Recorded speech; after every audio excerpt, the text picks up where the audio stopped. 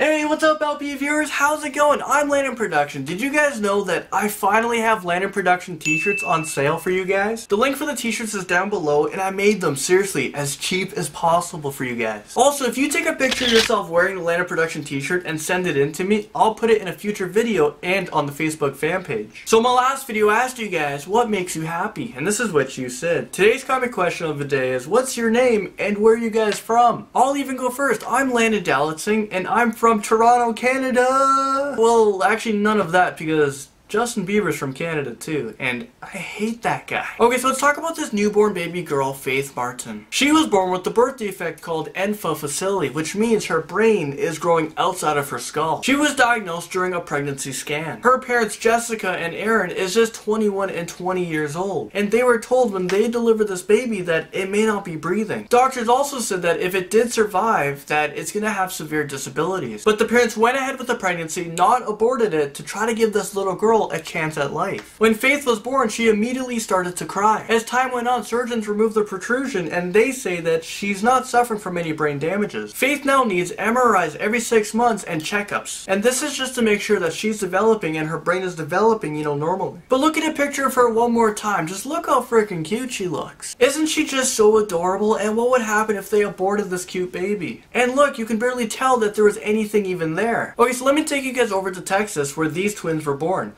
And obviously, you can see that one twin is a lot shorter than the other. I'm talking about more than a foot shorter. Both of them in this picture is 15 years old. 6 months into the pregnancy, doctors told the mother that she's only having one kid because the other kid was like too small to be picked up on the scans. Can you imagine how cute that is if you saw her and she was like so small in the ultrasounds? It wasn't until much later that they found out they're having twins. When they were born, one of them was diagnosed with premortal dwarfism, which is a rare condition that stunts your growth. The short twin is still growing, but she's not going to get much taller. And right now she needs surgery to correct her curvature that she has in her spine. Okay, so I have to show you guys this new thing. It's called the hover cycle. This is the first one built, and it allows people who rides their bike to safely cross an intersection. It's built way above the ground so cars can easily pass underneath. The hover cycle was created because there was way too many fatal accidents. So many bikers every single year is reportedly hit by a car. Well, now you don't have to be hit by a car. You can go up this ramp and go to your destination and then go back down without crossing an intersection. It's held out by steel cables and has LED lights on it. This is so it looks like it's floating in the air, and of course so people can see at nighttime with the LED lights. Do you guys think that this should be built at every single intersection? I mean, it costs so much, but it saves lives. Okay, so last story of the day for you guys. Let's talk about Paul Gaylord. He developed flu-like symptoms when he got bit by his cat. He tried to remove a mouse from the cat's mouth because it was choking on it and it couldn't breathe. Well, when he got to the hospital, he found out that it wasn't a flu. He's actually suffering from a bubonic plague. This is also known as the Black Death. This disease many